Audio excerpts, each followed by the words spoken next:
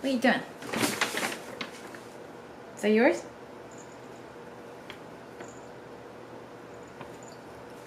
Hello guys, welcome back to my channel. My name is Roxanne. If it's your first time here, then welcome.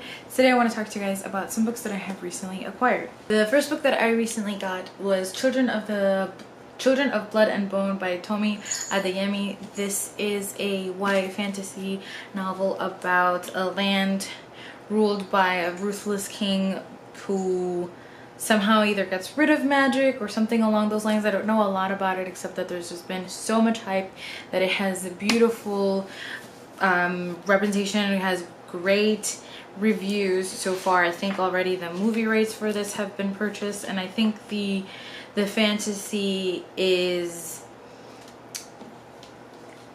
also sort of has a lot of Nigerian history and customs interwoven into the fantasy and the magic as well, which is very interesting because she is a Nigerian American author.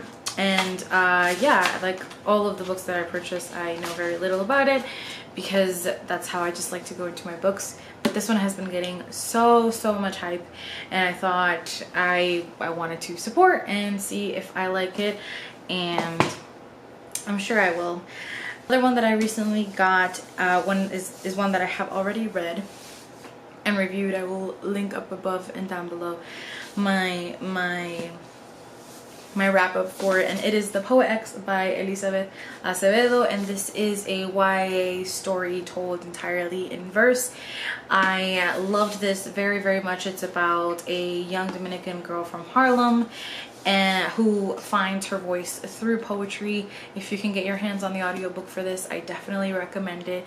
Acevedo is a former slam poetry champ, and she is the narrator for the audiobook, and it is absolutely amazing. Definitely recommend it. And also, if you're looking for Latinx authors, especially if you like YA, then I definitely recommend that one. And I got two graphic novels. One is Puerto Rico Strong, which you might have seen this in my April TBR.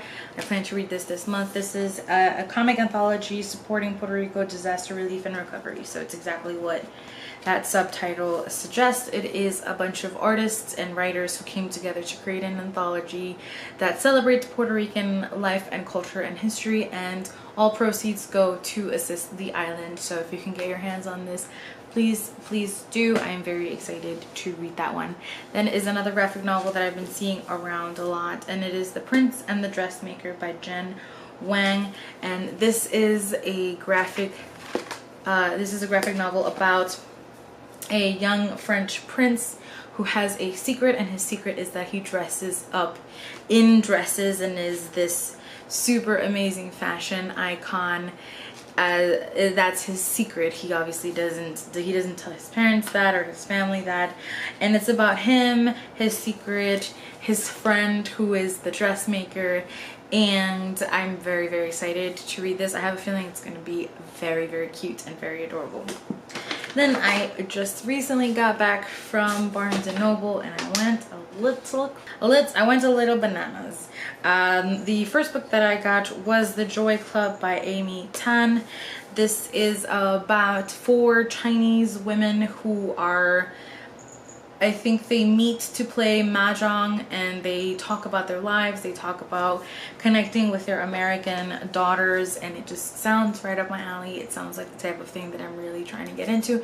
Plus, I'm really trying to read more Asian fiction, and so why not start with this one? I've heard great things about the movie as well. I didn't know it was a movie until very recently, actually, but I've heard great things about both the book and the movie, so I'm very excited to read this one. Then I got Difficult Women by Roxane Gay. You guys know that I love Roxane Gay. I have read Hunger by her, and Bad Feminist by her, and the Untamed State by her.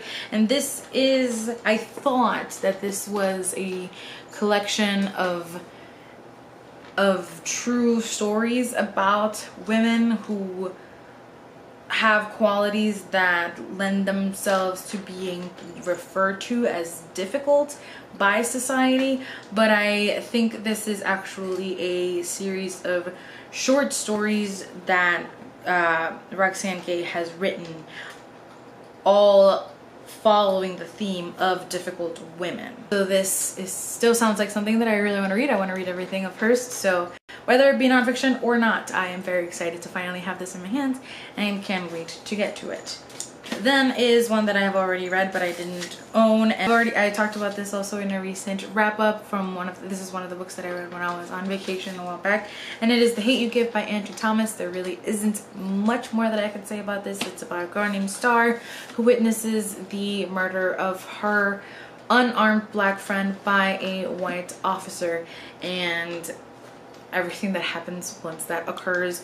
It is beautiful, it is poignant. I highly recommend it. There is a movie coming out. It has been in the New York Times bestseller list for forever, and yeah, I listened to it on audiobook and really wanted to get a physical copy from my personal library, and so I did. Then is one that I have been looking at and thinking about, and every time I go to the bookstore I always see it, and it's been coming up in interviews that I've been reading, and friends that I watch have been talking about it very frequently lately. They've been talking about it for a while, but for some reason it just keeps popping up recently, and I figure I might as well take the plunge. Every time I go to the bookstore, I look at this book, it catches my eye, and just for some reason or another I haven't gotten it yet, and so I figured let's just pull the trigger and buy it. And it is Elena Ferrante's My Brilliant Friend. I used to think that she was a Latina author, but I think she is actually Italian. It is translated by Anne Goldstein, and I actually don't know much about what this is. It is themed, one of its main themes is friendship, but I don't know much about it. So it says, from one of Italy's most acclaimed authors comes this ravishing and generous-hearted novel about a friendship that lasts a lifetime. The story of Elena and Lila begins in the 1950s in a poor but vibrant neighborhood in the outskirts of Naples. Growing up on these tough streets, the two girls learn to rely on each other ahead of anyone or anything else, as their friendship, beautifully and meticulously rendered, becomes a not always perfect shelter from hardship. Ferrante has created a memorable portrait of two women, but My Brilliant Friend is also the story of a nation. Through the lives of Elena and Lila, Ferrante gives her readers the story of a neighborhood, a city, and a country undergoing momentous change. So I pretty much only knew that it was about a friendship, but I didn't know much of anything else, and the synopsis keeps it pretty generic as well. It's about these two women, it's about their friendship, and also some commentary about their town, their community, and the country. So it sounds like my thing. I don't know why it's taken me so long to finally get it, but I finally have, and I'm very, very excited to read it.